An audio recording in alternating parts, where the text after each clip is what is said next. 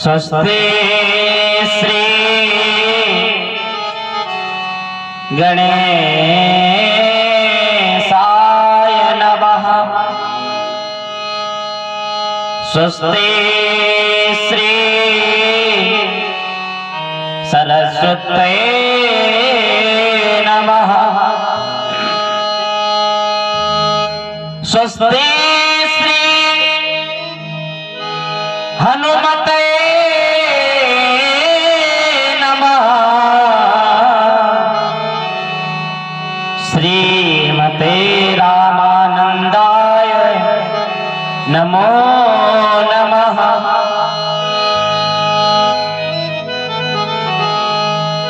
श्री सीतानाथ समारंभा श्री रामानंदाय मध्यमा अस्मदाचार्य पर्यंता श्री वंदे गुरु परंपरा। वसुदेव सुतम देवम कंस चारूणमर्दनम देवकी परमानंदम श्री कृष्णं वंदे जगत गुरु।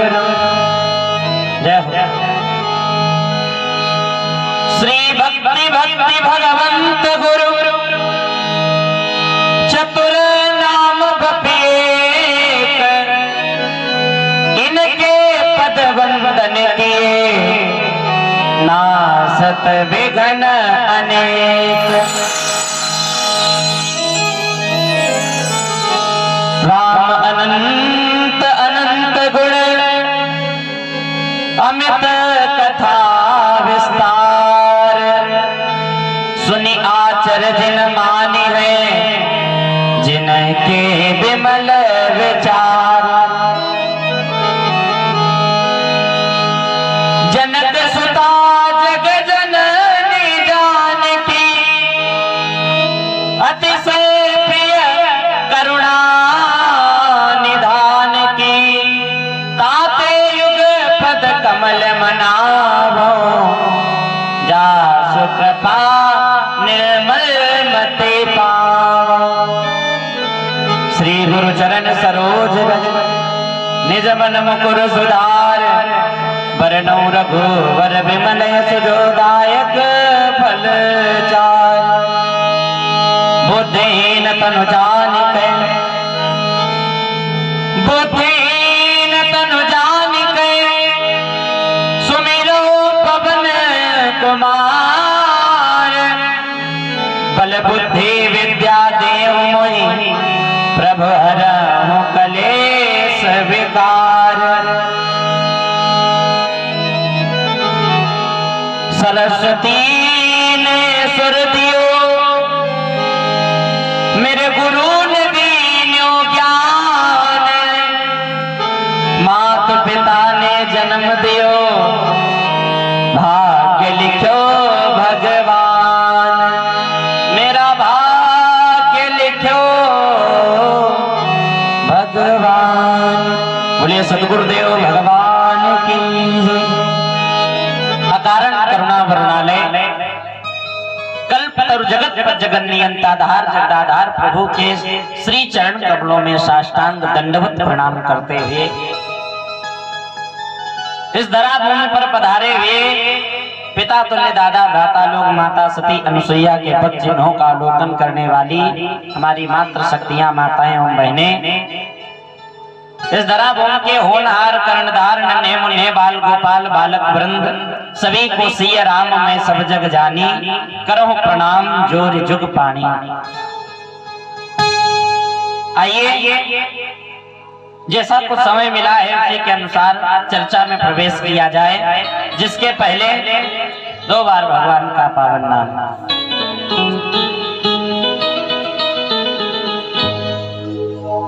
श्री राधे तू बड़ भागिनी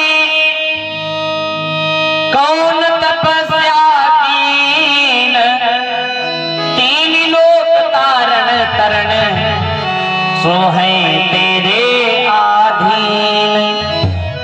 बोले वृंदावन बिहारी लाल की।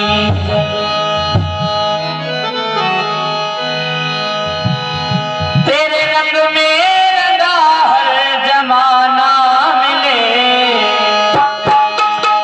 तेरे रंग में रंगा हर जमाना मिले। मैं जहां भी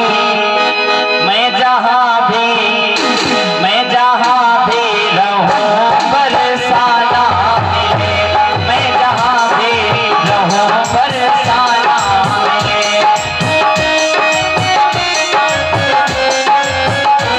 तेरे रंग में रंगा हर जमाना मिले, तेरे रंग में रंगा हर जमाना मिले। मैं जहां भी रहूं बरसाना मिले, मैं जहां भी रहूं बरसाना मिले। श्री राम है।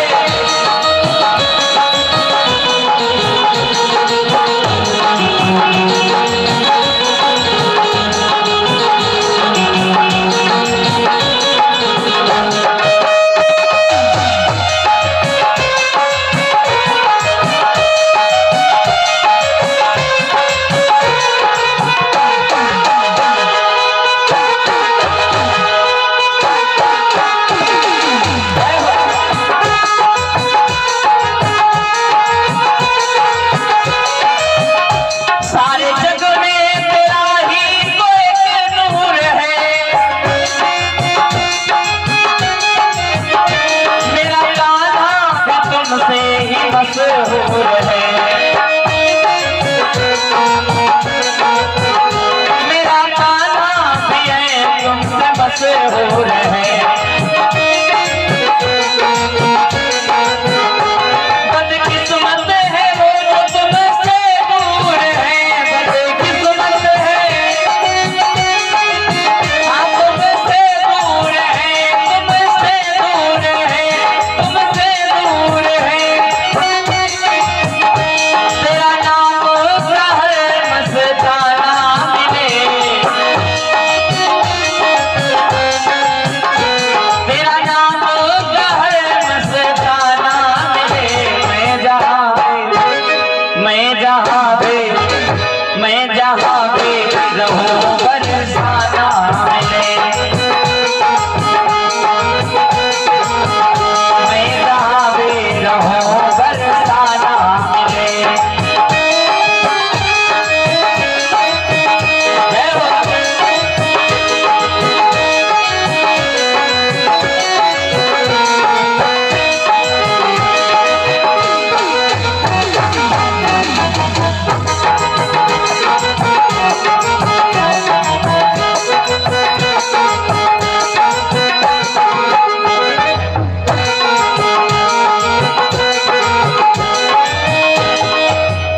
बोले राधा रानी सरकार की, श्री वृंदावन बिहारी लाल की।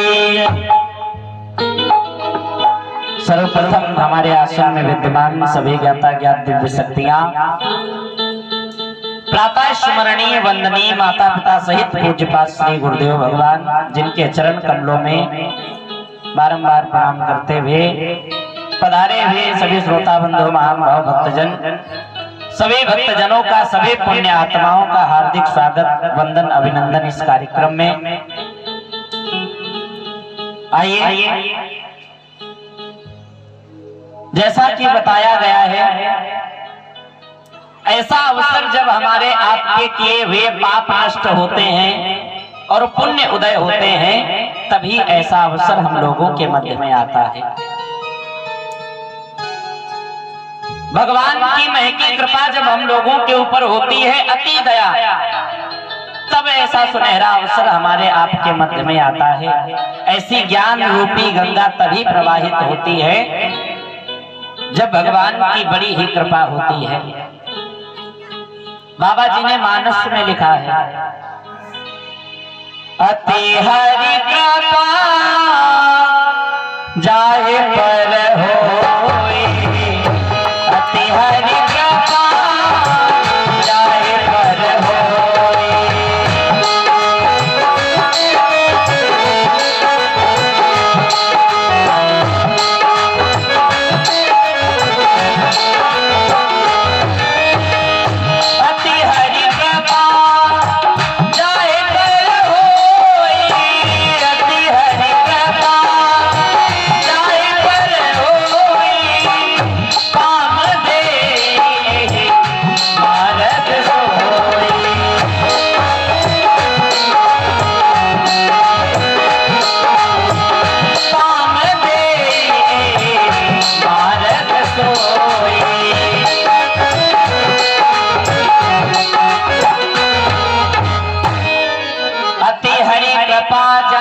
पर होई, पाम दे हिमारग सोई।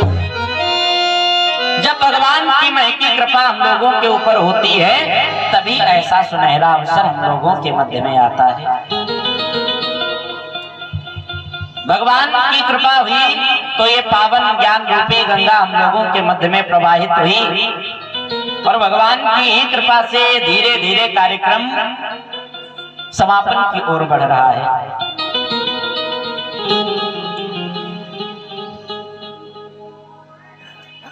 आज निवेदन तो बहुत है,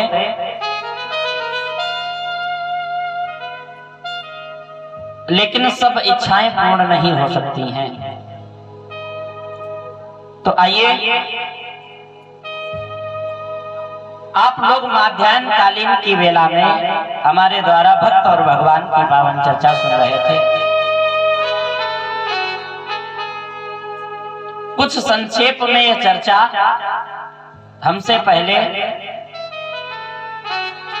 पुरुषोत्तम जी महाराज आए हुए थे, उनके द्वारा कुछ चर्चा संक्षेप में सुनी होगी।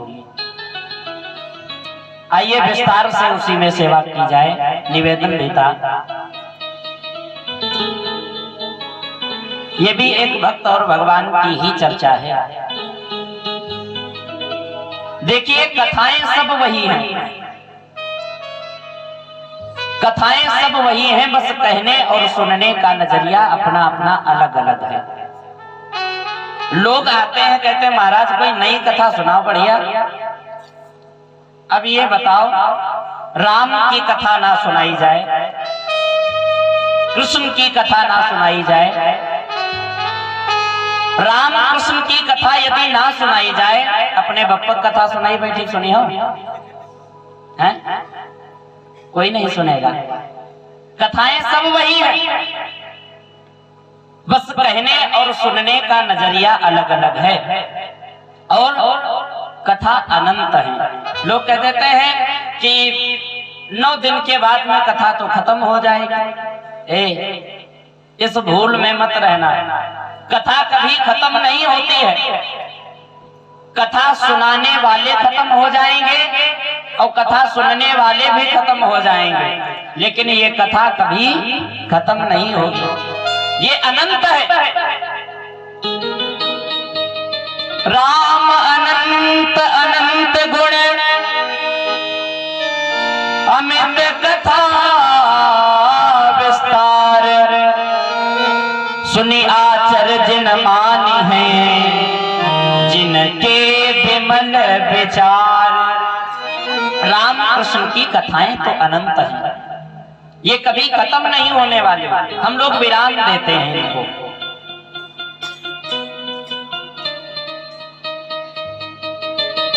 आइए ये भी एक भक्त और भगवान की पावन चर्चा है।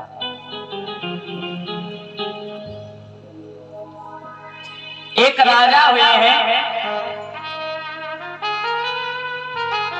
जिनका नाम पड़ा है श्री उत्तानपाद महाराज। अपना भारत देश जो है ये माता के नाम से जाना गया है, क्योंकि अपने भारत देश में सतियों की, संतों की, सूरवीरों की विशेषता रही है हमेशा से। तीन सजावत देश को सती संत अरुसूर, तीन लजावत देश को कपटी कायर क्रूर। अपना भारत देश जिसमें सतियों की विशेषता ज्यादा रही है, इसीलिए अपना भारत देश माता के नाम से जाना गया है। ऐसी ऐसी सतियां हुई हैं जिन्होंने ब्रह्मा विष्णु शंकर को 6-6 महीने के बालक बना करके पालने में झुला दिया। माता अनुसुईया जी परीक्षा लेने गए थे, ब्रह्मा विष्णु भगवान भोलेनाथ, मैया अनुसुईया जी ने इनको 6-6 महीने के बालक बना करके पालने में झुला दिया। ऐसी ऐसी सतियां अपने भारत देश में हुई हैं। जब भी हम लोग जय घोष करते हैं अपने देश का तो कहते हैं भारत माता की जय। कहते हैं अन्य भी तो देश हैं, क्या किसी देश में माता का शब्द लगा हुआ है? बताओ, किसी भी देश में माता का शब्द नहीं लगा हुआ है। कोई ये नहीं कहता अमेरिका माता की जय, जापान माता की जय, पाकिस्तान माता की जय, कोई कहता है? कोई नहीं कहता है। जब भी कहते हैं तो यही कहते हैं भारत माता की जय। क्यों? क्योंकि अपने भारत देश में सतियों की, संतों की, सूरवीरों की विशेषता रही है। महाराज उत्तानपाद जो राजा हुए हैं, इनकी एक पत्नी है जिसका नाम है सुनीति। और सुनीति की गिनती वास्तव में सतियों में ही बताई गई है। सुनीति वास्तव में सती पतिव्रता नारी है। पतिव्रता नारी का कर्तव्य क्या है? नियम क्या होना चाहिए उसका? सुनीति का प्रत्येक दिन का नियम है, पति के चरणों में 8 पहर अपने को हाजिर करती है। दिनचर्या से पहले उठकर पति का शुभ दर्शन करती है। और बाबा जी ने मानस में बताया है कि पत्नी के लिए पति ही ईश्वर है, पति ही परमेश्वर है, पति ही भगवान है, और पत्नी के लिए पति की ही पूजा बताई गई है। एक ही धर्म, एक ही धर्म, एक व्रत नेमा, काय बचन मन पति पद प्रेमा। एक ही धर्म,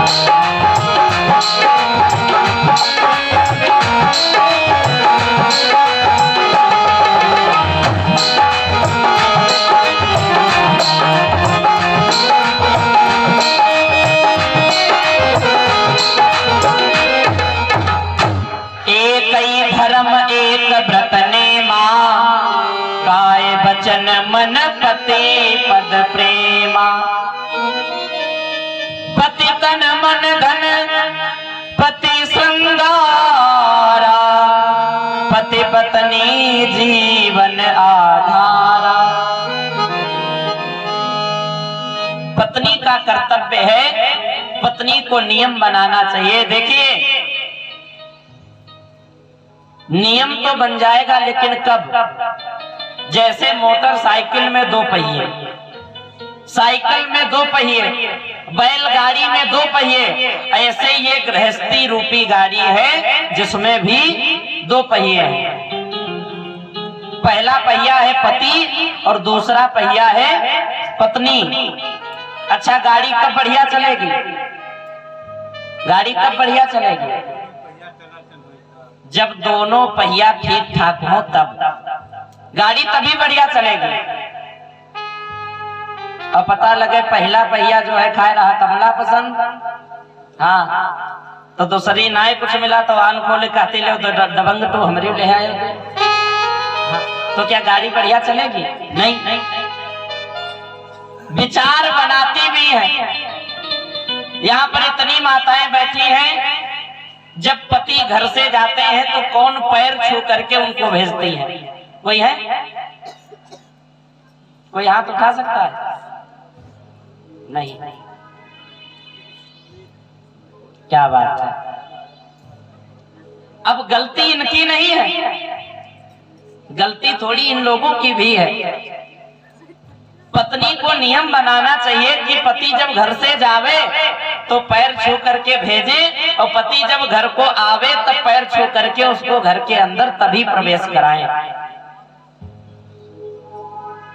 अब मान लो पति घर से गया बाहर, शाम को जब वापस आवे तो ये तो घर में विचार बनाए बैठी है कि आएंगे तो पहले पैर छुएंगे तब घर के अंदर उनको लाएंगे, लेकिन वह पहले घर उठते नहीं। हाँ, वो पहले पहुंचते कहाँ है? रोड किनारे लिखा होता है, बड़ा बैनर लगा होता है, रुकिए ठहरिए देखिए यहाँ है कुलतारन। हाँ, वो वहां पहुंचे और वहां पर जाकर के थोड़ी सी शराब पिए और शराब पीने के बाद में फिर लौटते पोटते घर पर पहुंचे। अब विचार बनाए बैठी हैं कि जैसे ही आवेंगे तुरंत ही पैर छुएंगे, लेकिन वह पैर छुए काबिल ही नहीं आए। हाँ, उनका खुदा तो टांग के रहे घर में डाल जाते हैं, तो पैर कहाँ छुए। हाँ, और वास्तव में ये शराब जो है ये बहुत खराब है। हाँ, लोग कह देते हैं महाराज ये तो 14 रत्नों में निकली है। अरे 14 रत्नन में तो जहरों निकला है, कोई वही का नहीं पी ले है।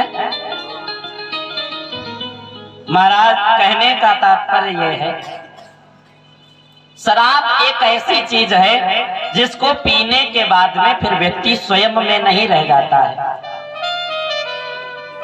भले वो फकीर हो, लेकिन जब शराब लगती है उसके मुख में तो वो राजा से कम नहीं होता है।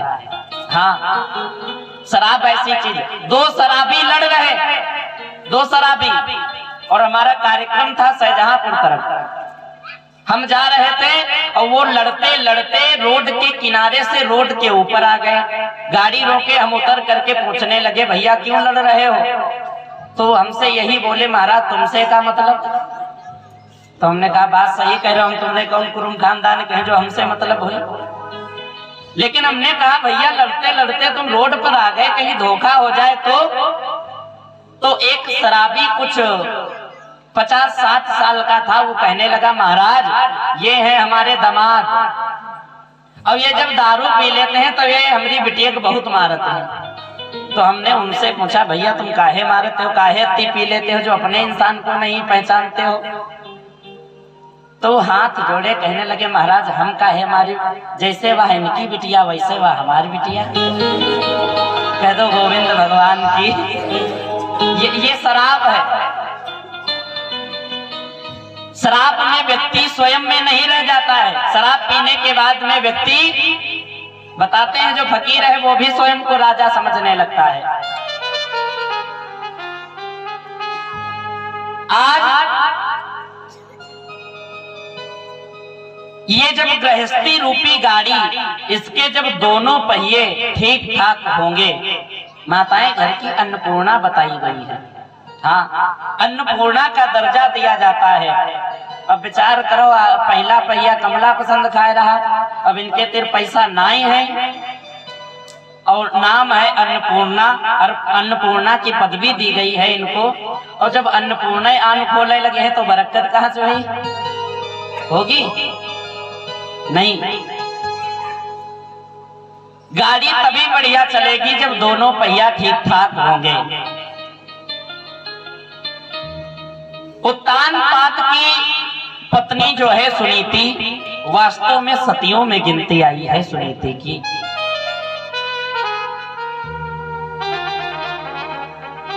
बड़ा ही सुखी परिवार है। प्रजा है, प्रजा का पुत्रवत पालन करते हैं श्री उत्तानपाद जी महाराज, और प्रजा भी सम्मान करती है राजा का। लेकिन भगवान की कुछ ऐसी दृष्टि नहीं हुई, इनके वहां सब सुख तो है लेकिन इनके वहां कोई संतान नहीं है। और ये जितने भी राजा महाराजा हुए हैं इनके किसी के खुद की कोई संतान ही नहीं। हाँ, राजा दशरथ जी महाराज जब यज्ञ हुआ, हव्य प्रसाद दिया गया, तब तीनों रानियों के द्वारा पुत्र पैदा हुए।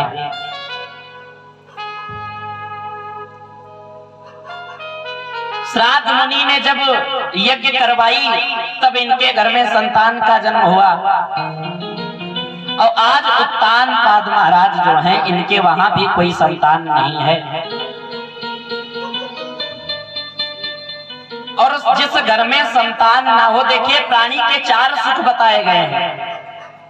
पहला सुख जब सुंदर काया, और दूजा सुख जब घर में माया, तीजा सुख जब चतुरी नारी, चौथा सुख सुत आज्ञाकारी।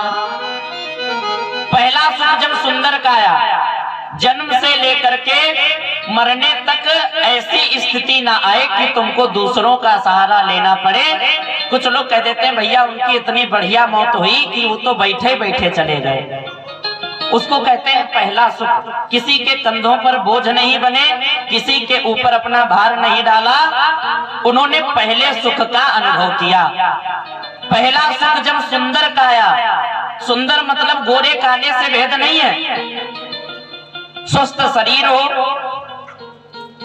और दूजा सुख जब घर में माया, प्रभु से माया उतनी ही मांगना, इतनी ना मांगना कि रखने की जगह ना बचे। हाँ, प्रभु से मांगना कितना, साईं इतना दीजिए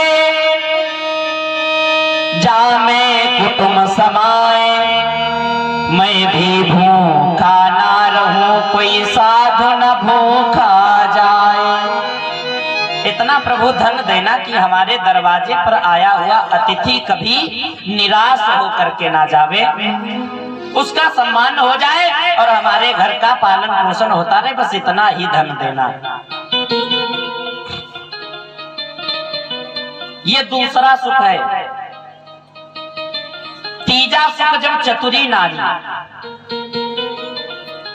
नारी आपके बताए के अनुसार कार्य करे, आपकी आज्ञा में रहे, तो समझ लेना आपने तीसरे सुख का अनुभव किया। और चौथा सुख जो है ये सबको नहीं मिलता है, ये किसी किसी को मिलता है। सुत आज्ञाकारी सबके नहीं होते हैं। ये चौथे सुख का अनुभव कुछ ही लोग कर पाते हैं।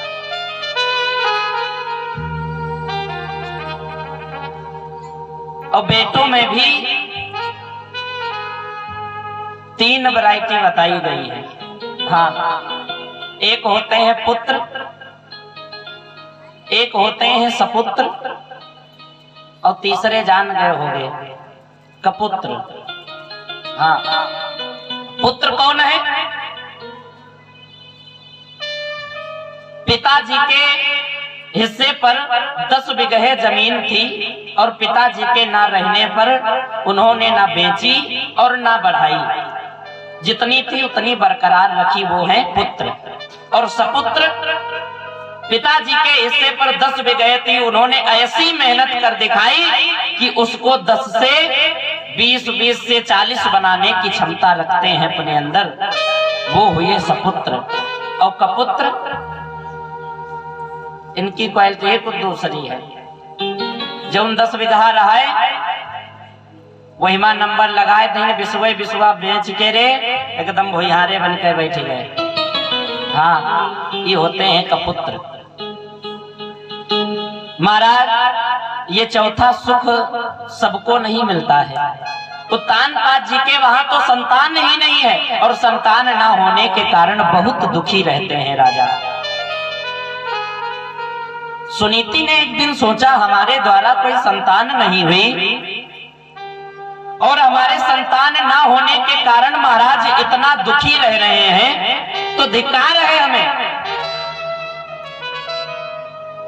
सुनीति ने सोचा ये ठीक नहीं है।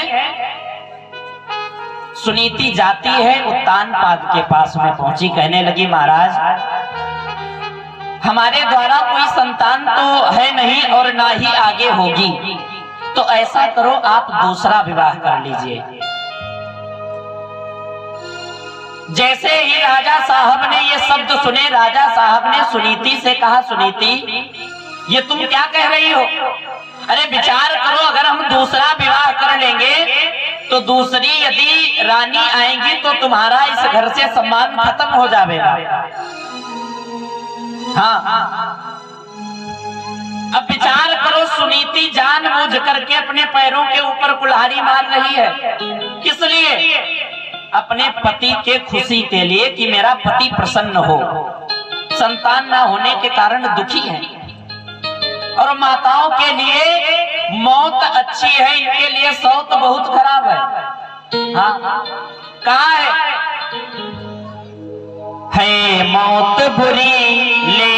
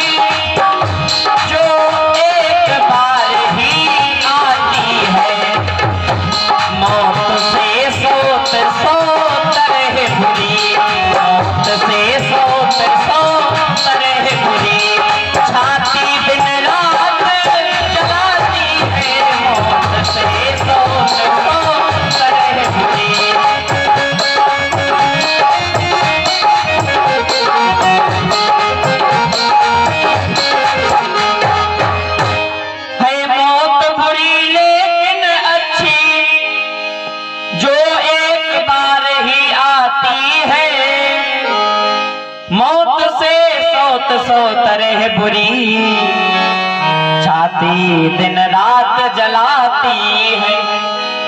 माताओं के लिए मौत अच्छी है, लेकिन सौत इनके लिए बहुत खराब है। हाँ, सौत यानी दूसरी पत्नी। रानी सुनीति इतना बड़ा त्याग कर रही है, किस लिए? जानबूझ करके अपने पैरों पर कुल्हाड़ी मार रही है और जानती है कि इस घर में दूसरी रानी आ जाएंगी, हमारा सम्मान खत्म हो जाएगा। लेकिन फिर भी राजा साहब से कह रही, महाराज आप दूसरा विवाह कर लीजिए। स्वयं सुनीति कह रही है। और आजकल सुबह उठना यदि नाश्ता टाइम पर ना मिले तो बस इतना ही कह देना, अब हमका लागत तुम खवाए पियाए नहीं पाई हो, अब हमका दूसरे कह लावे पड़ी। हाँ, और तुम मजाक में कह करके और फिर खेत चले जाना, और दोपहर में आना, और जब दोपहर में आओगे घर पूछोगे कि खाना बना, तो कहे हम नहीं बना पाए, अब दूसरी ही कहलाओ जाए वह सके कमाई आया तुमका। हाँ, लेकिन रानी सुनीति स्वयं महाराज से कह रही, महाराज आप दूसरा विवाह कर लीजिए, हमारे द्वारा कोई संतान नहीं होगी। राजा साहब ने एक बार नहीं बहुत बार समझाया। अंत में राजा साहब कहने लगे, सुनो, प्यारी प्यारी शादी करके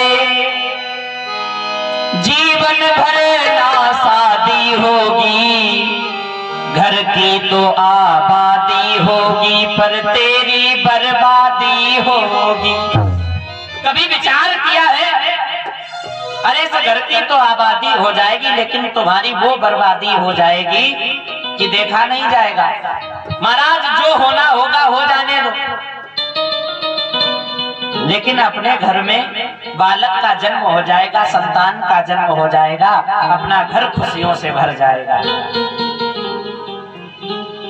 रानी सुनीति के बार बार कहने पर उत्तानपाद जी ने आज दूसरा विवाह किया है, और दूसरी जो पत्नी आई है जिसका नाम है सुरुचि। सुरुचि पालकी में बैठ करके आई, और जैसे ही वो पालकी दरवाजे पर रुकी, सुनीति ने सोचा कि आरती की थाल लेकर के जाएं, आरती उतार ले, माहौल बढ़िया बन जाएगा।